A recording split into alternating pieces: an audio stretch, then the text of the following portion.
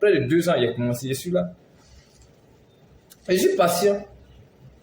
Parce que j'espère que vous allez comprendre un jour ce que je suis en train de dire.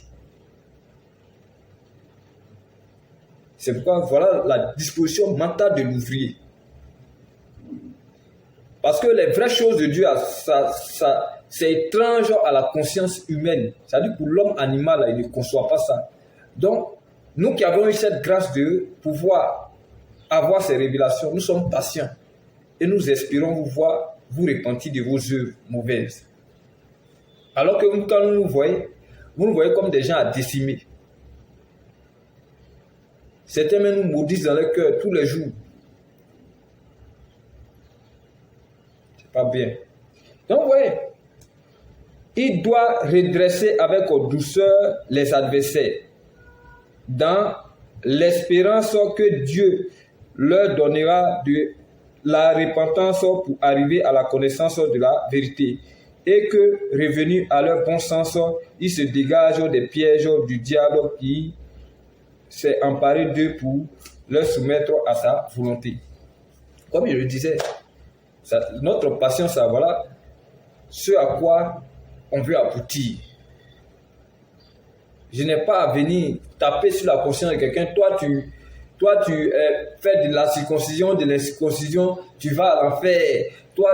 Non, je n'ai pas tant de ça là. Mais je suis en train de vous dire que vous êtes dans l'erreur.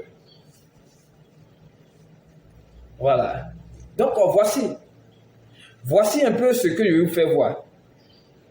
Et même, de cet exemple-là même, l'apôtre Paul même a été victime. C'est pourquoi il y a un qui me disait, quand ils veulent prendre leur affaire de débat là, et ils prennent Acte 15 pour soutenir ça. Mais est-ce que vous avez compris même?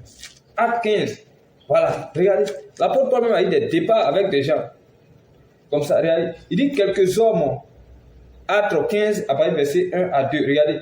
Quelques hommes venus de la Judée, enseignant les frères, disant, si vous n'êtes circoncis selon le rite de Moïse, vous ne pouvez être sauvés. Voilà des gens qui viennent et qui veulent distraire les frères. Regardez ce qui s'est passé. Paul et Barnabas eurent avec eux un débat et une vive discussion. Et les frères décidèrent que Paul et Barnabas et quelques-uns de leurs monteraient à Jérusalem vers les apôtres et les anciens pour traiter cette question. C'est-à-dire que eux, comme ils ne sont pas venus de bonnes dispositions, ils ont eu un débat. Et le débat était un débat. Et ils se sont séparés en queue de poisson. C'est-à-dire que l'autre a pris sa route des partis, on ne sait pas qui a gagné. Voilà. Parce que les débats là, pour celui qui ne vient pas pour être convaincu, qui vient avec des dispositions et des débats, tu ne vas pas le convaincre. Quels que soient tes beaux arguments, tu vas soulever. Donc c'est inutile. C'est pas que tu dis c'est inutile. C'est inutile. Donc l'apôtre Paul, aussi grand fut-il, n'a pas pu convaincre ces gens. Jusqu'à les frères étaient obligés de leur dire, ah bon, allons-y encore. Parce que dans ceux mêmes qui ont dit au Paul, allons chez les anciens et les apôtres, on va traiter cette question-là. C'est-à-dire qu'eux-mêmes étaient dans le doute. C'est-à-dire qu'ils n'ont pas cru à ce que Paul et Barnabas défendaient. Et c'est ce doute-là qui les a poussés à leur dire d'aller discuter avec les anciens. Et c'est de là qu'ils sont partis voir les anciens. Et quand ils sont allés voir les anciens, vous allez voir comment un débat qui est constructif se fait. C'est-à-dire que l'échange qu'il doit donner là, vous allez voir comment ça se fait. Dans vos familles, quand vous convoquez des réunions familiales, vous voyez que ce n'est pas dans cet esprit de débat que vous convoquez. C'est dans un bon état d'esprit pour trouver la solution. C'est pas ça. Et même dans nos pays, avant, quand il y a des conflits, pour trouver la solution, on s'assoit autour d'une table et dans un bon état d'esprit, on cherche la solution. Sinon, c'est dans cet esprit de débat que nous voyons sur la toile là. Vous n'allez pas vous attendre. Et même quand tu vas pouvoir gagner, tu ne gagnes pas, c'est inutile. Parce que l'autre là, tu l'auras versé devant les gens. Voilà. Alors que lorsque tu fais l'œuvre de Dieu, et que dans le secret, certains viennent pour demander si ces gens ils sont bien, quand tu leur demandes s'ils vont là, ça va travailler, puis ils vont revenir à la raison. Mais ce que vous faites là, ça veut dire que c'est une forme de séduction. Non seulement vous mettez la honte sur les gens et vous voulez montrer aux gens que vous connaissez. C'est un faux esprit. Donc voilà.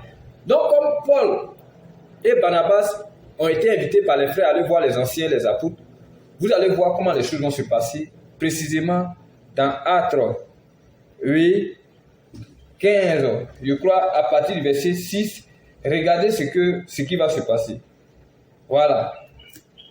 Les apôtres et les anciens se réunissent pour examiner cette affaire.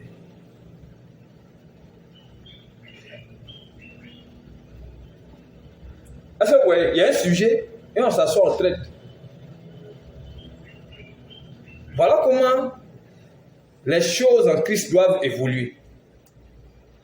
Et quand ils sont arrivés, on dit une grande discussion s'étant engagée. Grande discussion, ça veut dire qu'ils ont commencé à échanger. Et comme Dieu aime tout ce qui est bien fondé, comme Dieu aime de l'ordre, regardez ce que Dieu va faire. Comme c'est sur Pierre, il a dit, sur toi je bâtirai mon église. Alors il permet à Pierre de prendre la parole. Et regardez ce que Pierre va dire. Pierre se leva et leur dit, hommes frères, vous savez que dès longtemps, Dieu a fait un choix parmi vous. Vous voyez les choses de Dieu? Afin que par ma bouche, les païens entendissent la parole de l'évangile et qu'ils crussent. Voilà, ceux qui disent que Paul seulement il est l'apôtre des Juifs, là, c'est faux, hein? Pas seulement des Juifs. Paul aussi a permis à certains païens de connaître l'évangile. La preuve,